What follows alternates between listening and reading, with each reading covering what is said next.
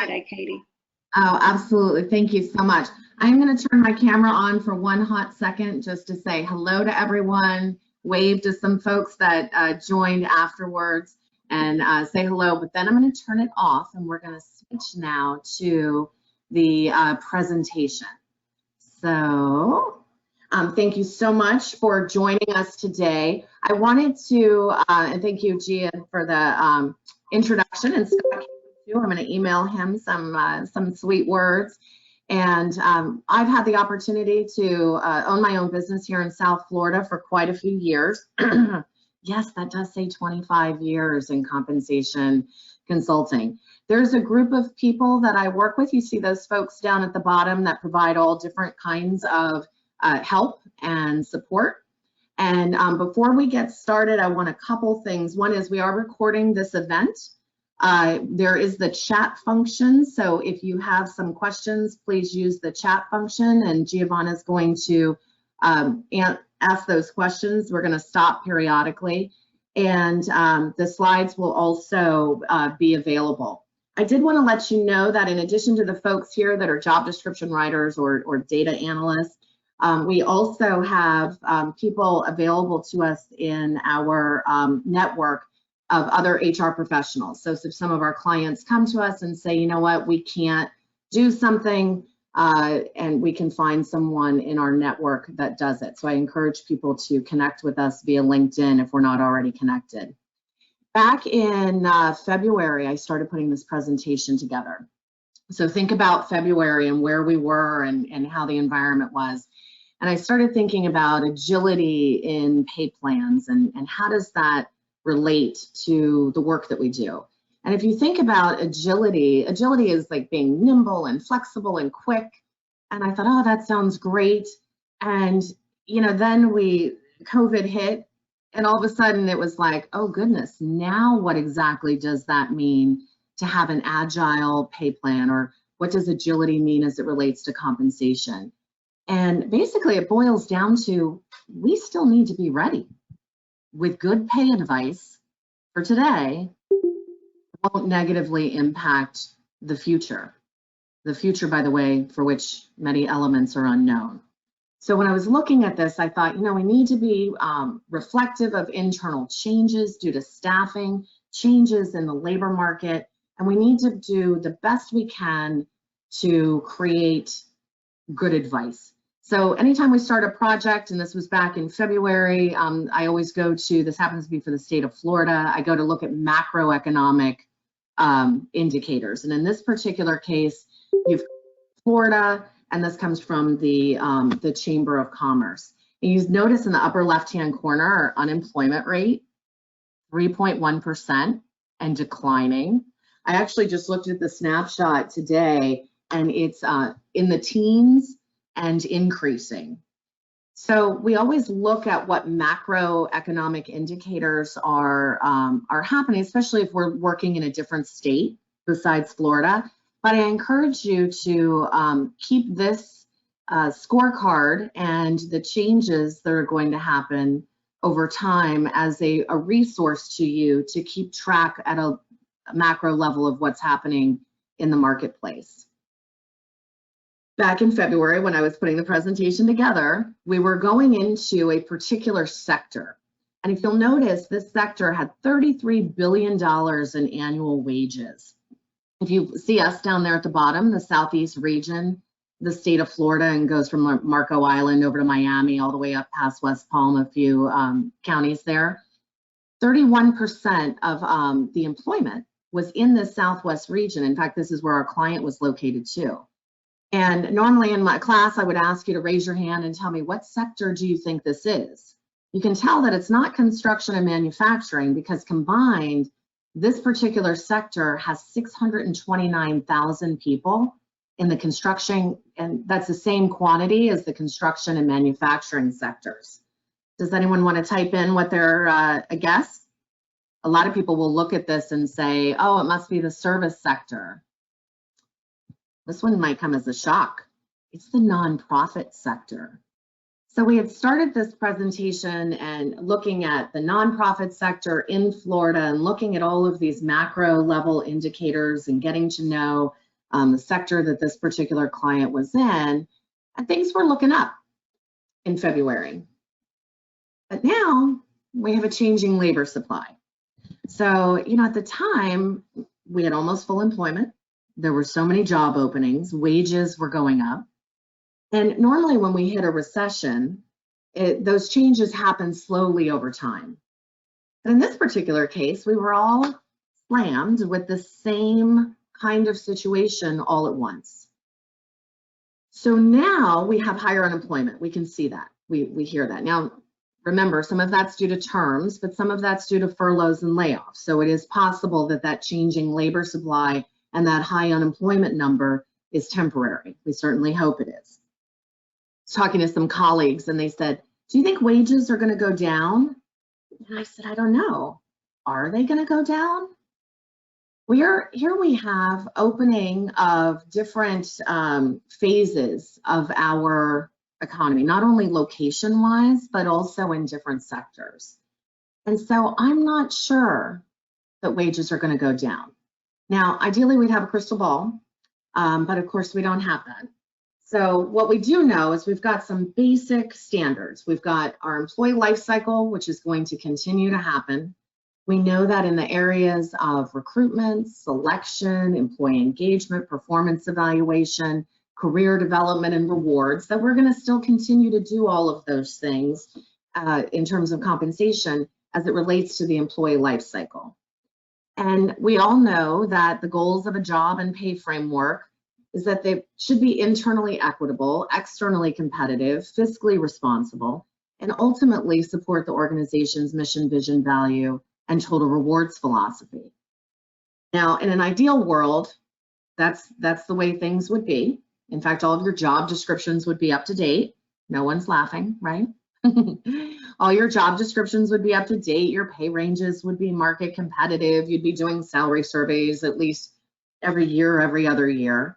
And your managers would be in a position to articulate so well the organization's culture, the HR strategy, your total rewards philosophy. They'd be able to know how to use the different tools and materials that we put together as compensation professionals. And that's in an ideal world. And our ideal state is still something that we should strive for.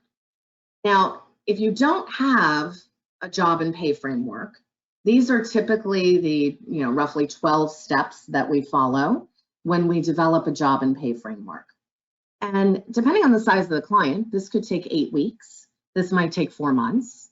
I have some clients that are still working on this. I know some of you are smiling for over a year, right? So some of this takes a lot of time to get the buy-in, to evaluate the current situation, to understand what the areas for improvement are, to create some sort of job framework, and at the same time look outside to the labor market and figure out what's being paid for positions. Putting together that job and pay framework in a way that's easy to explain and easy to understand and helps to identify what the costs might be to change employees' pay, either bringing them to the minimum or adjusting their pay somewhere into the range. And of course, communicating all of that to managers and maintaining it going forward.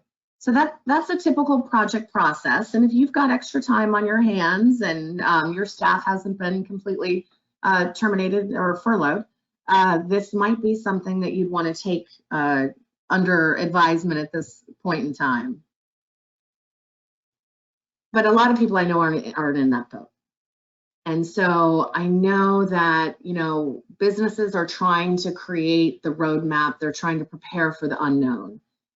As we look back to where we were in February, that picture is very different from where we are now in June. And businesses are preparing for where they hope to be in September, where they hope to be by December. And that's why agility in our pay plans is so important. We've got candidates, right, that may be returning to work or may not be returning to work. We're not sure exactly who's returning. It could be different candidates than we had before. In terms of jobs, we know that it could be the same job with different aspects, or it could be completely new jobs, ones that we've never had before, or jobs that have changed from the way we originally had them designed. And certainly the work environment, we know that a lot of folks are working from home, or the workplace itself may even have changed. I've had heard from a client down in Miami that said, you know, we're not going to renew our lease come August. In fact, we're going to go to smaller space. We're moving out of Miami a little bit further into Fort Lauderdale. So things have changed just in the work environment where it's physical location that's going to impact the availability of candidates and the kinds of jobs that we have. And as far as wages, you know, the logical thing seems like, well, they would stay the same. But it's possible that they might go higher. So for example, Sally, and any of you who know me know that Sally is my favorite person to have an example of. So Sally comes back to work from a furlough and says, tell me about the job and how things have changed and how the whole situation might be a little different. And she looks at the work now and sees how many people we're bringing back and says, you know, $15 an hour isn't going to cut it. I think I need 18. So what do you say to your manager, who then comes to you and says, Sally's now asking for 18. Things have changed in the job. Now she'll be doing these different elements that weren't there before. The workload may have increased. The customers might have changed. So I don't know. I mean, we know that we need to be ready and we need to be prepared, and that wages going down might not actually happen. Before I move forward, are there any questions? Anyone want to type into the chat? Any questions on that piece? And if not, that's fine. We've got time at the end as well. I'm going to continue moving forward. All right. If you do think of a question, you could just reference the first section. So Arthur Ashe is a famous tennis player, and he said, you know what, just start where you are, use what you've got, do what you can. And people will often say, well, how, you know, you just showed us a 12-step process for a project of creating a job and pay framework. We don't have the time to do that. How do we do that? And I always say, you know what, just narrow it down. Pick 10 jobs that you know you're going to have to fill as soon as possible. Look at where you might have some impact in terms of cost containment, either where you've got the most employees or you've got the highest turnover. Look at a particular department or region. For example, we have a client who just bought a company out in California, and they said, you know what, do a job framework of that organization so that we can see where that might plug into or fit into our organization. So really focus in on just starting somewhere with something. But the key piece is doing it now, getting a handle on how your jobs are currently organized and where you can begin to help managers as they come and ask you for assistance on making change. Obviously, having employee data, org charts, job information, just get your hands on anything you can. Organize it, just find a folder on your shared site, pull the employee data. We're going to talk a little bit more about that in a minute. Get some basic identifying information of your employees right now, and ideally in an Excel chart. Get org charts. Find out, I don't care if they're upside down or they're right side up, get the org charts, draw the org charts, create an org chart from the employee data, and ideally gather all your job descriptions. Now, in an ideal world, of course, they would be up to date. But you know what? I was talking to a client the other day and I said, do you have job postings? And they said, oh yeah, we have a job posting system. I said, great. Why don't we get your job posting database? Just go ahead and download that. And now we have some basic descriptions of all of the jobs that you've posted in the last year or two. So get your hands on anything you can, gather that information, and go ahead and organize it. The next thing I'd like to suggest in creating this simple job framework is that you simply sort your jobs by leader or individual contributor. So in that Excel file, just mark with the letter L anyone who has leadership responsibility, teamwork, team lead, lead worker, supervisory responsibility, mark them with an L. And we're going to go back and analyze very quickly or organize these jobs into a job map. Anyone that's an individual contributor typically can fall into one of three buckets. In the upper right-hand corner, either a professional, lower left-hand corner technician, lower right-hand corner support. It's an easy way for you to catalog or categorize jobs based on not only their essential functions, but also the knowledge, skills, and abilities or education training that's needed for those positions. As you go through and identify the, we're going to answer some of your questions, Pat, as we break in this next section. So as you organize those jobs, there will be some positions that you won't be able to figure out where they go, and that's okay. You can leave them blank, you can set them aside. The key here is that after you sort your jobs, we want you to go through and level them. And again, in a very, very simple way, this is giving you information about how your jobs fit together internally. Entry, intermediate, senior, specialist, those are great level indicators for support technician and professional or individual contributor jobs.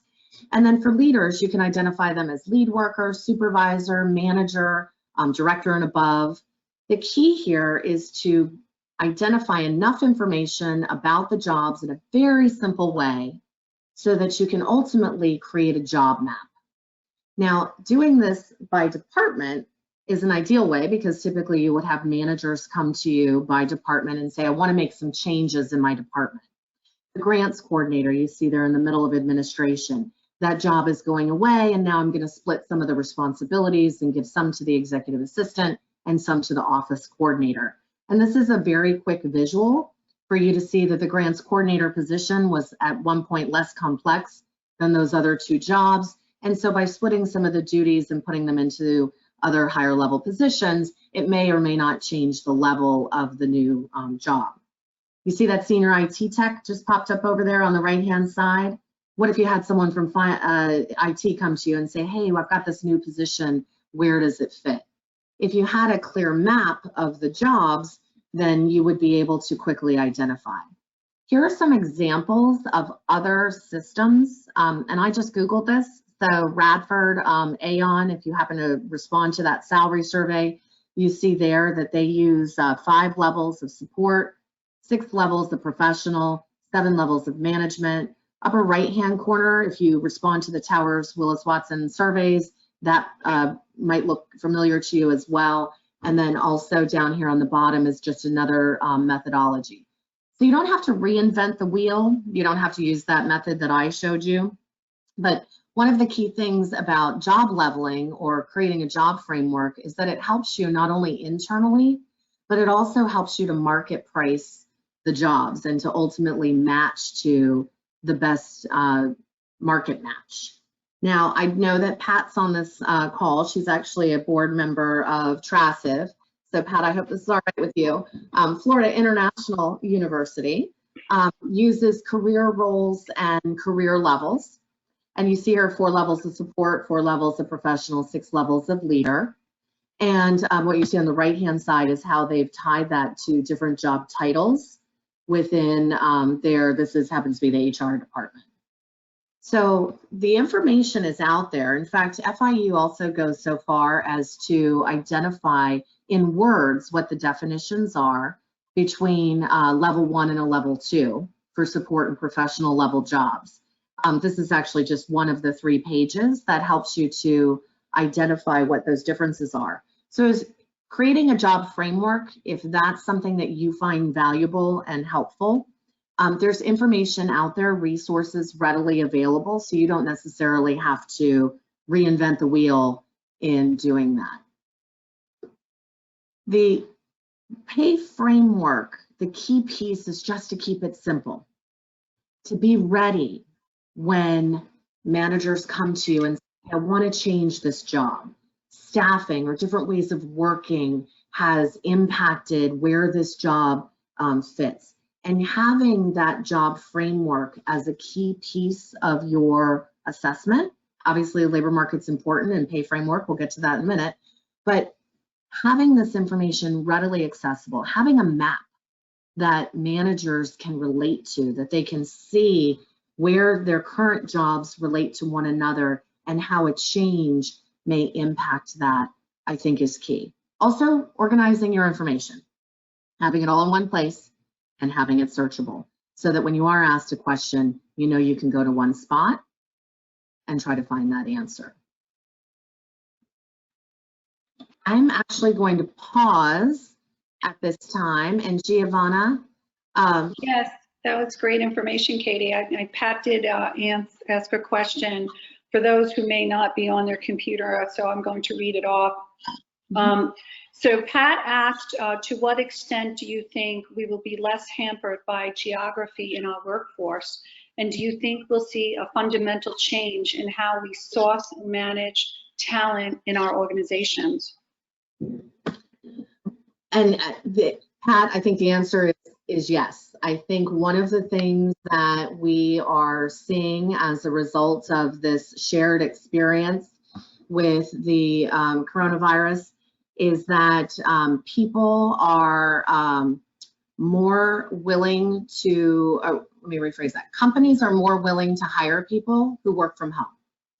And so if you're working from home and you now have more job opportunities, working from home could be in California, even though your company is in Florida. So I think we are going to be less hampered by where we are physically located, because a lot of companies have just had it proven to them and shown to them that they are, people are able to work from home, and that managers, not all of them, but managers have been better at managing work for people that they are not sitting right next to and working with every day.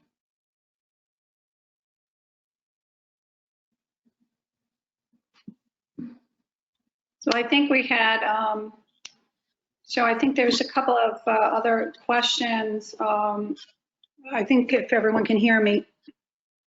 Yeah, Pat says thank you. She agrees. I just wanted, a couple of people are private messaging me that they want to make sure they get the audio and the video of your presentation, and we're going to be able to provide that on our website at some point. Okay, so just want to clarify that for those who didn't hear me say that earlier. Excellent. You guys ready to talk about money? All right, so let's get started. The, excuse me, this might be my favorite part of the topic here. Let me get to that. All right, and y'all can see my screen? Excellent. So obviously in total rewards, we have so many different elements of total rewards. We've got variable, we've got recognition, we've got perks and benefits and paid time off.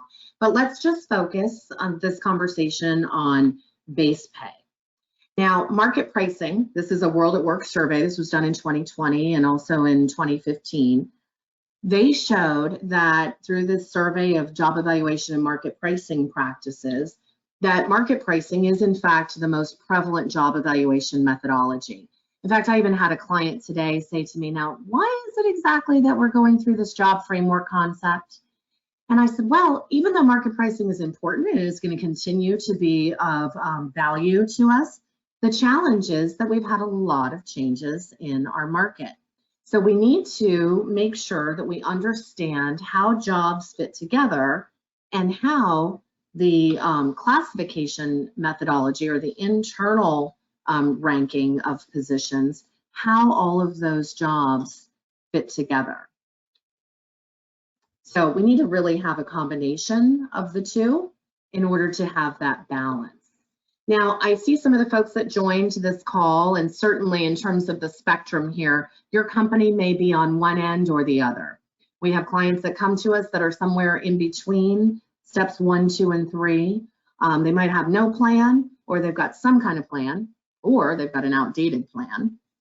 And then I know some folks on this call have plans and processes and up-to-date data in place. So I think in terms of what I'm going to suggest, I think we can all use this information regardless of where we are on the spectrum. Now, when it comes to compensation, we always tell folks, you know, definitely get information from a variety of sources. A lot of us have the luxury of using published salary survey data. Now, we know that published salary survey data has an effective date on it. Most of those effective dates, except unless you're literally right now in the middle of filling out a survey, that effective date was prior to COVID. So the published salary survey data is still important. It's still something we need to do, but I think it's something that we need to be aware of in terms of some of the limitations. The other thing that we have access to, and this is certainly really helpful for small businesses that can't afford those salary surveys, or if you have business like locations, you're in different states, and maybe you're not so familiar with what's being paid in Iowa or what's being paid in Utah.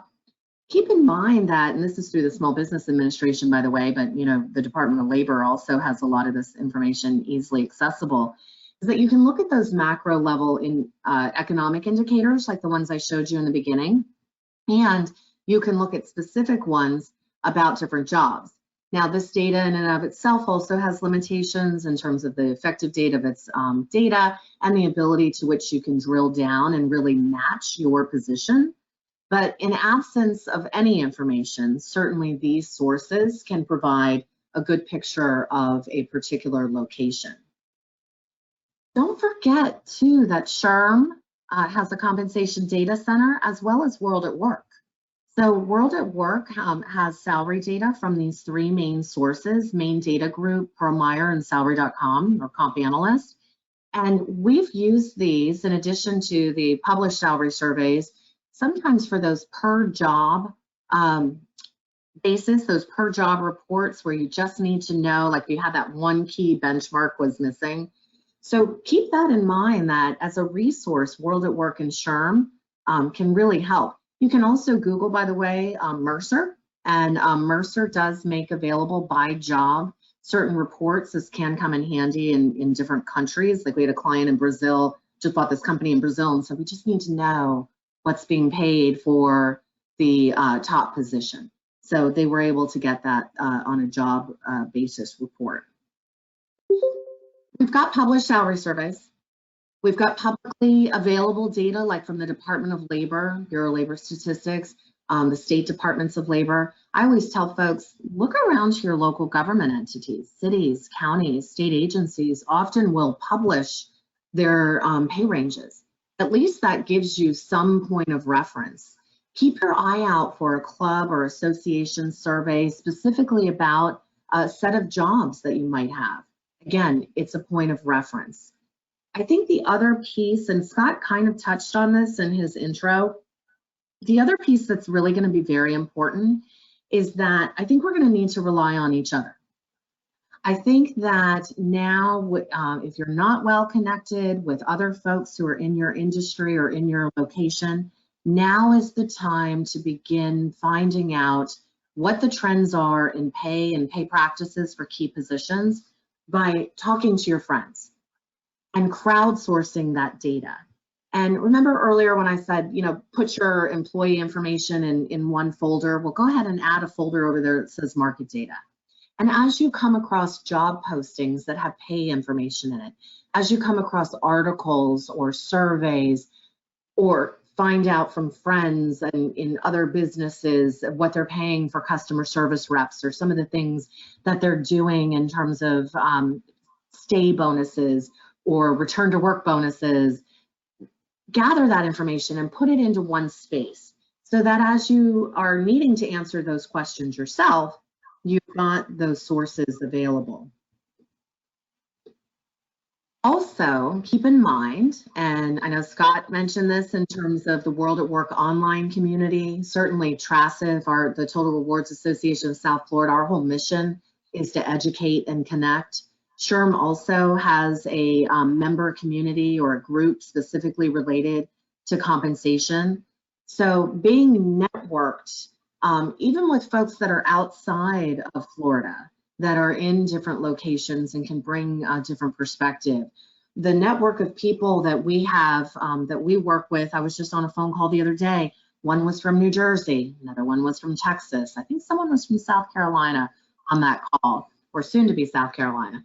So, you know, they can bring different perspectives about different industries and ideas that you may be able to bring to your employer. So as Scott said, now is the time for us to strengthen those connections.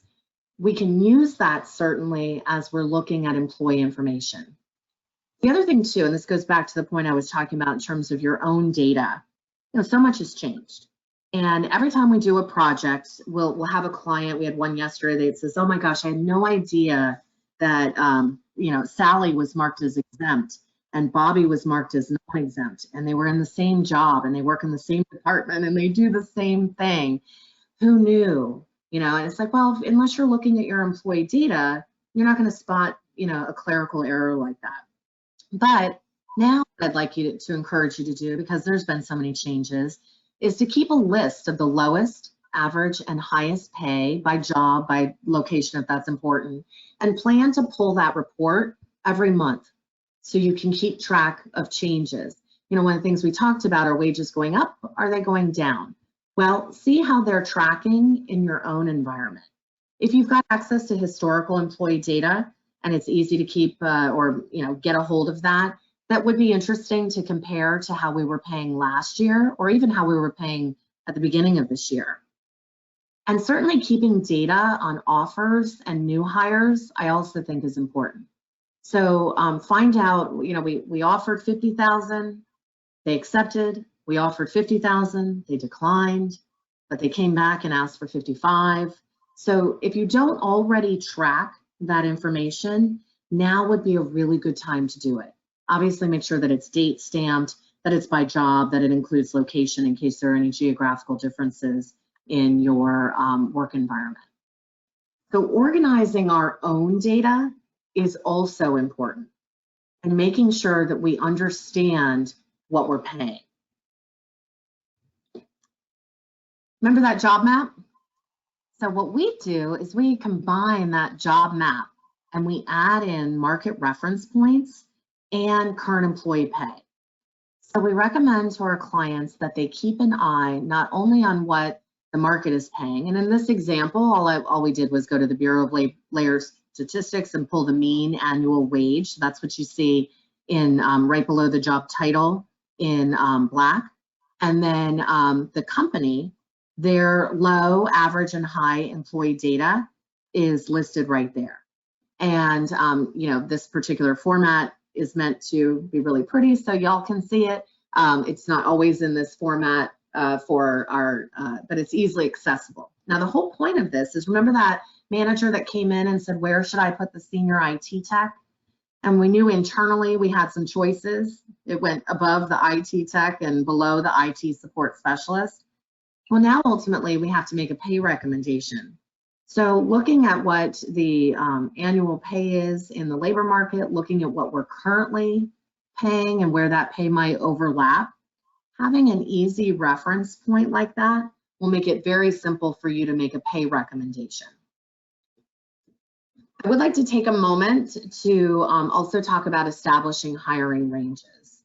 I know that when I was in a compensation department as the head of base compensation, and also as we are often asked by our clients to develop a hiring range for a job. Well, we go through, we do the internal analysis like we just showed, we do the external analysis, and in the example of that senior IT tech, we might come up with a range of 42 to 48.5. What I'd like to do is to challenge you as my compensation colleagues out there is to assist our hiring managers and recruiters in taking that one step further and breaking down that hiring range into increments based on various combinations of education, training, skill sets, knowledge.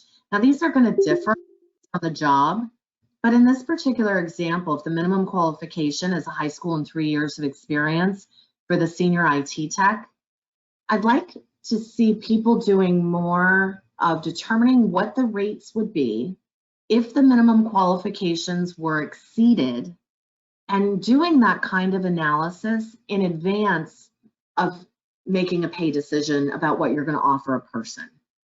So take it one step further, determine what the rates should be in general. Of course, you see these are our exact rates, but you could put little ranges, tiny little ranges around them for each of these different scenarios. Then let the recruiters go out and they'll go through the selection process, find the right candidate. The manager will fall in love with someone.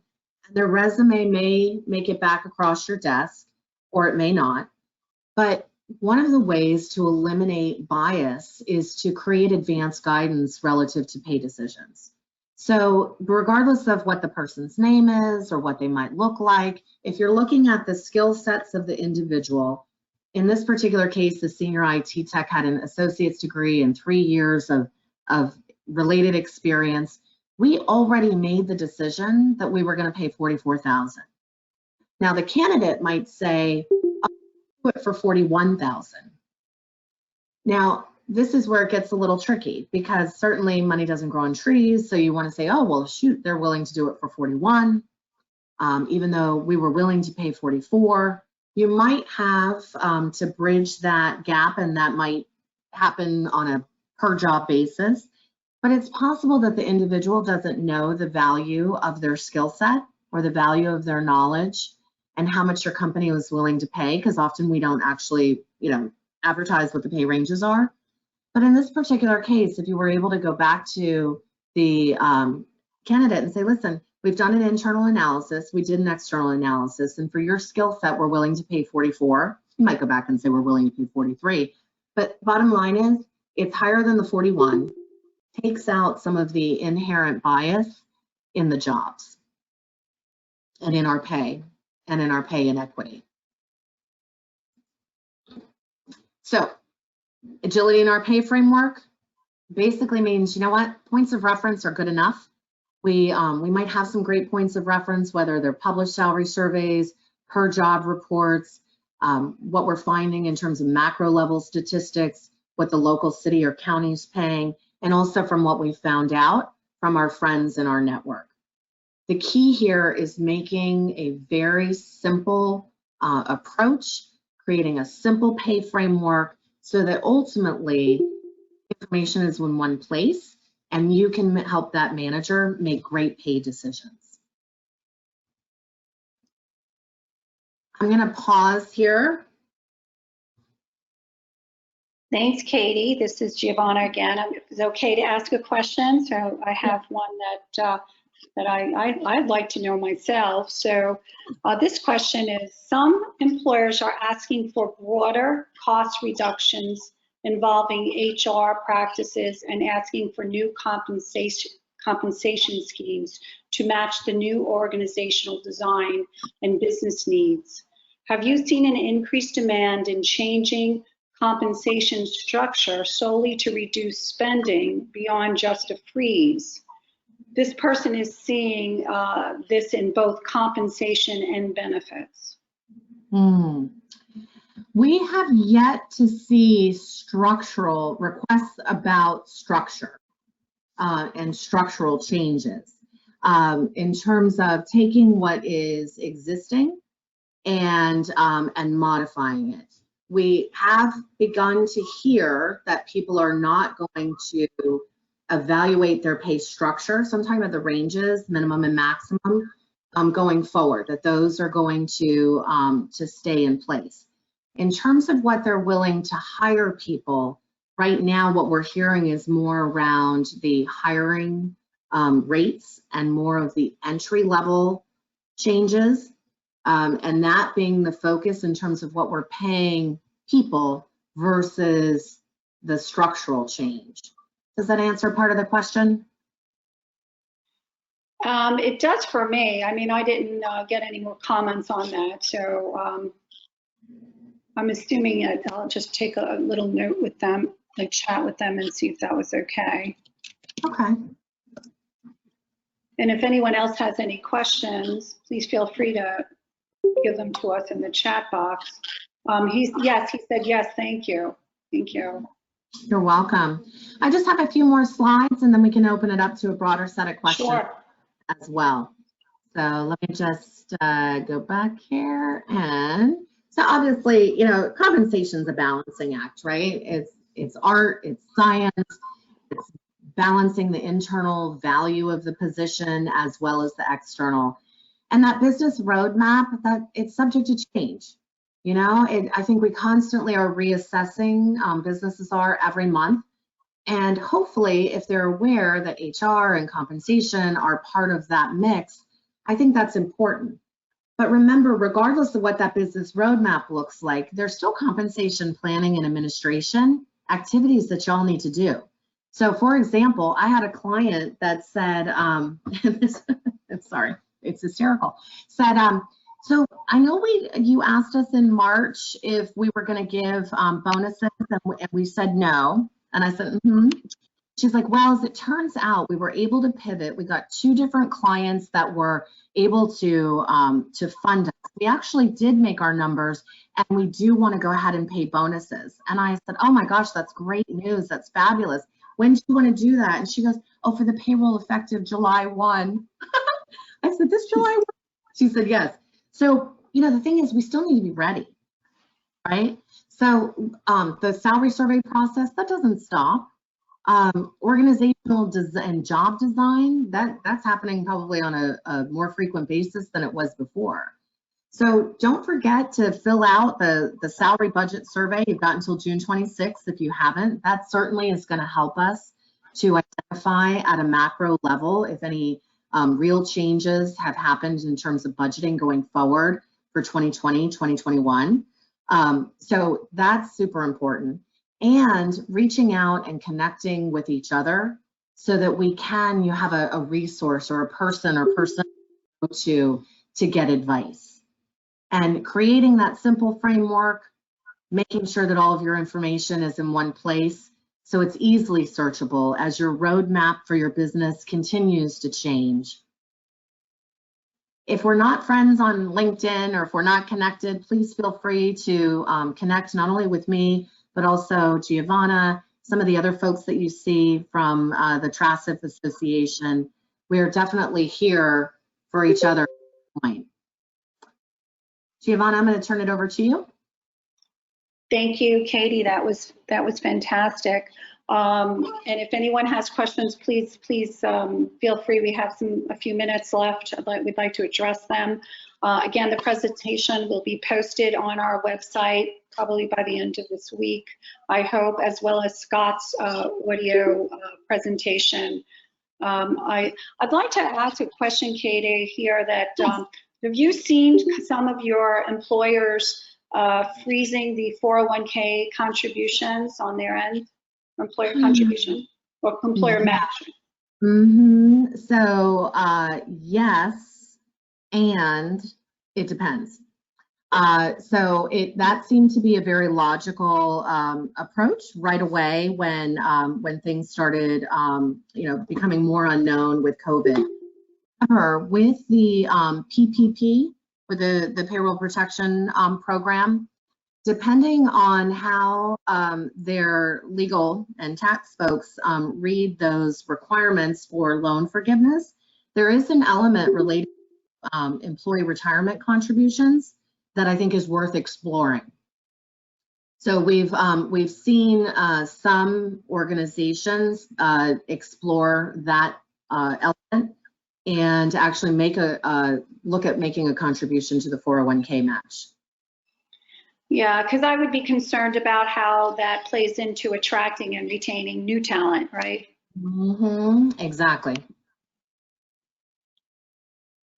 So it looks like we're almost a minute to closing, and it looks like we have no more questions at this time. Again, we're all connected on LinkedIn. We have, okay, one person just asked a question regarding the shift to remote work. What changes in differentials do you anticipate in the future?